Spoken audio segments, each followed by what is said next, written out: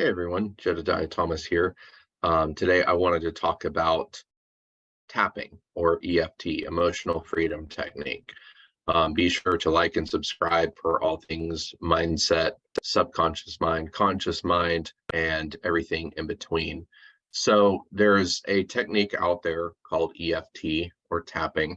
And basically what it is kind of like touching on different, pressure points of different parts of your body, and what that's supposed to do is kind of counteract emotions that come up. Now in another video I will kind of describe the entire map of the mind and why it is this way, but here I just want to emphasize that tapping is a very specific tool for a very specific thing, right? And it is a tool to lessen emotional impact. Okay. Now, emotions is not actually what needs to be fixed to fully fix you, right? So it's actually the end result is fairly similar to a lot of other things that are out there, whether it's exposure therapy, which kind of like reduces your emotions, kind of taking ice baths or whatever, increasing your stress tolerance is increasing your ability to kind of handle negative emotions and stress.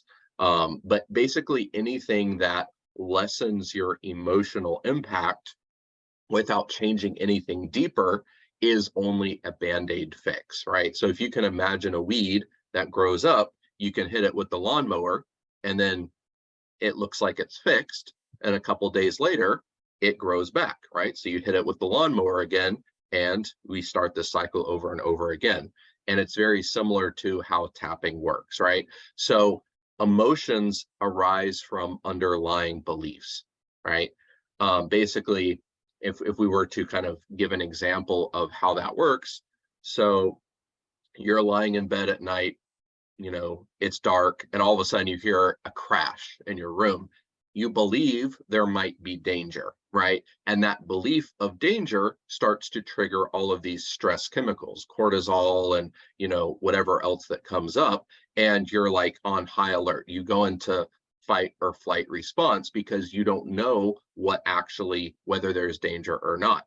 Now, the next thing that happens is, as a result of all of these hormones being released into your body, you start thinking, is it a monster? Is it a demon? Is it a ghost? Is it an intruder? Right? What is actually the problem? That's what your conscious mind starts coming up with, all of these thoughts to rationalize whether it's actually danger or not, which is the underlying belief. And then you flick on your light and you realize, well, a book just kind of was unbalanced on a pile and it fell off. And then immediately you realize that there is no danger. So the valve kind of closes off on all of these chemicals, right? All of this, cortisol and all of that stuff that was dumping into your system, and immediately your emotion goes away, right? Now, all of that happened because of the underlying belief that there was danger. And as soon as you believed that there was no danger, all of those emotions went away. Okay, so that's an example of how that would play out.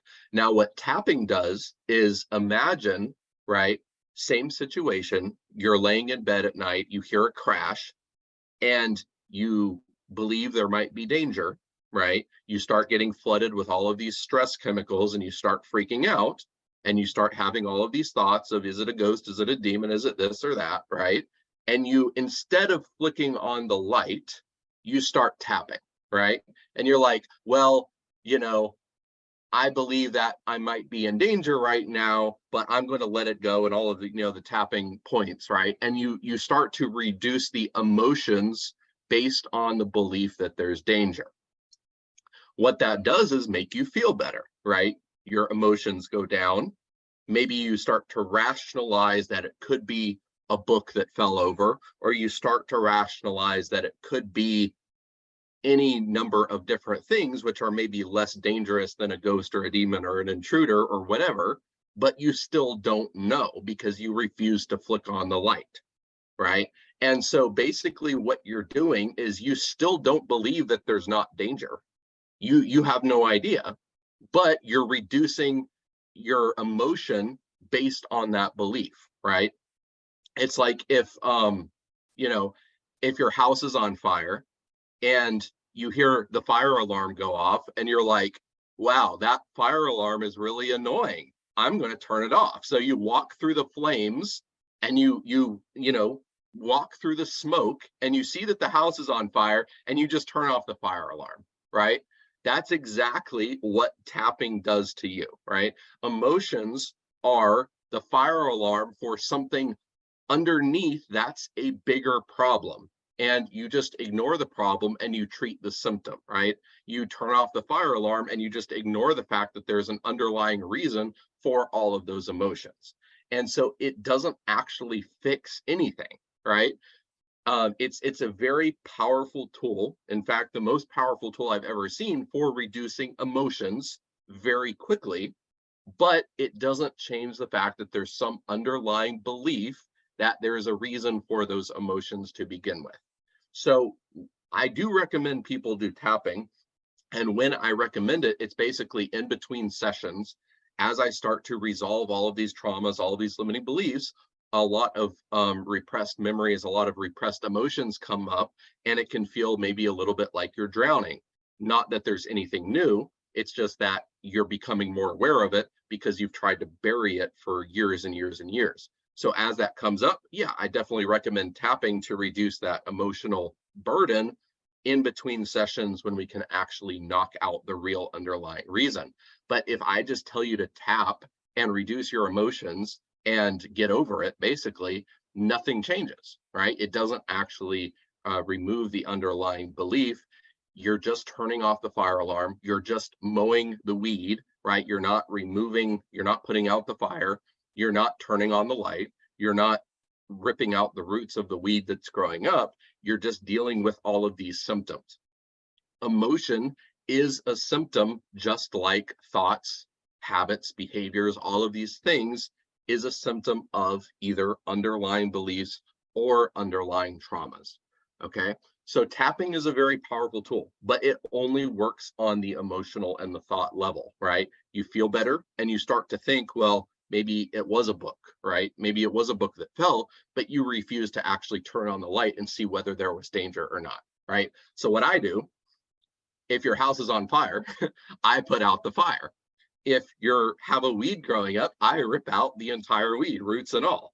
If you're if a loud sound happens in the middle of the night, I turn on the light and let you see that there actually is no danger. And then that belief changes. And then all of those emotions resolve, all of those thoughts revolve, all of that, right? So I fix the root problem.